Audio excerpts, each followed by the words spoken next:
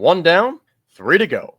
That is the current state of things here in Buffalo after the Bills completely handled the Denver Broncos Sunday at Highmark Stadium by a final score of 31-7, setting up an absolute showdown next Sunday night as the Bills now get to host Lamar Jackson and the Baltimore Ravens. Let's go. Fire me up. This is what it's all about after all this talk this whole season about Josh Allen against Lamar Jackson. Who's the better quarterback? Who's the MVP? Who should be first team All-Pro? The Ravens being too tough of a matchup for the Bills. Well, you know what? Everything is going to be settled next Sunday night, and I cannot be more excited.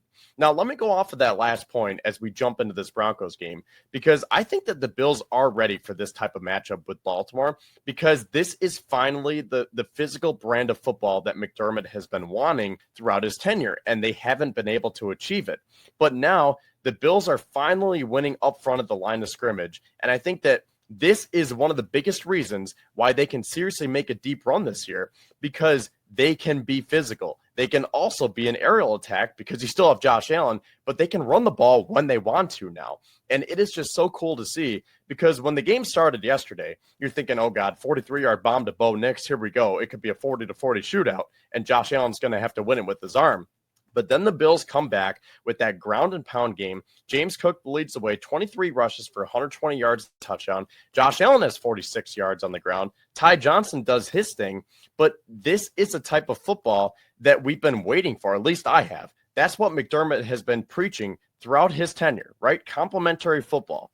And that's, for whatever reason, whether it was Brian Dable, Ken Dorsey, the roster that Brandon Beane put together, maybe McDermott just wasn't coaching it the right way. Shout out to Aaron Cromer, by the way, because he's been great as the offensive line coach. But they've been able to put it all together this year, and it is just really, really cool to see that they can win in multiple different ways now. It doesn't just have to be Josh Allen throwing to Stephon Diggs. I mean, I tweeted this today, and I said, look, every team needs a Mac Hollins, a Ty Johnson, and an Alec Anderson. Those are the three unsung heroes for this Bills team this year, and those are those tough, gritty guys who will do whatever it takes to win. When you look at Mac Hollins, he only has a couple of receptions, but in the regular season, he was leading the team with 5 receiving touchdowns.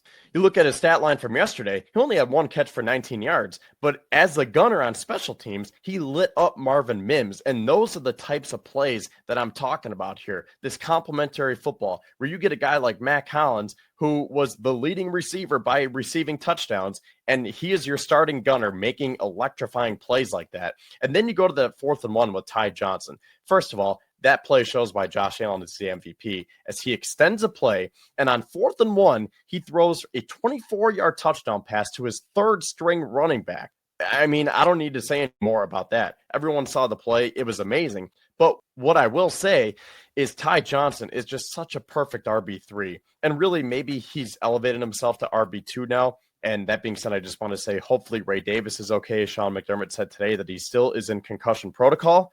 That was a scary hit that he took. But regardless, Ty Johnson is a backup running back. And if you saw the route that he took to catch that ball, it is just amazing. And the chemistry that Josh Allen can have with someone like that. Again, he was a former 6th-round draft pick. No one really wanted him. The Jets cut him. The Lions had him for a little bit. Then the Bills pick him up. And he's been great in Joe Brady's offense. And then you look at Alec Anderson, going back to my point about the offensive line and winning with physicality. He comes in as that 6th offensive lineman, and he helps pave the way for James Cook and Ty Johnson. And the way that the Bills have been able to put it together this year, it is just really, really cool to see. Someone else who really impressed me in Sunday's victory was Curtis Samuel, as his 55-yard touchdown reception was essentially the cherry on top in just a magnificent day for the Bills offense. Now, it did start out slow. So if we look at the box score here, it was 10-7 at halftime. And you felt that the momentum was shifting because, again, with that ground and pound, the Bills were controlling the line of scrimmage. They really controlled the game. And this was one of the main reasons why they were able to win in such a dominant fashion, is that they had the ball almost 42 minutes compared to the Broncos 18. So that 10-7 lead at halftime, at least me, I felt very confident going into the second half because the Bills are a second half team. And the way that they were able to go on those long sustaining drives and come away with points, I know that, again, they only had 10 to show for it at the end of the half, but you could just feel that the momentum was shifting. And then you go to the third quarter And the Bills are really a third quarter team as they scored 11 points. They had that 2-point conversion with Keon Coleman, and then they scored another 10 in the fourth quarter. And again, the Bills were just able to put it all together. And I think it was really cool. I didn't even realize until afterwards that the Bills held the Broncos scoreless for 57 and a half minutes. So Bo Nix had that opening drive touchdown, and that was it. So I was saying at the beginning of the game that I wanted the ball first. I wanted to score first. I wanted to set the tone to get that complimentary football going. I wanted to get the home crowd involved. I wanted the defense to come up and make a big play. Defense turned to offense. Boom, you're up 14-0. Now, it didn't necessarily work that way, but the Bills were able to find their footing. And then second, third, fourth quarters, that's when they really played that complimentary football.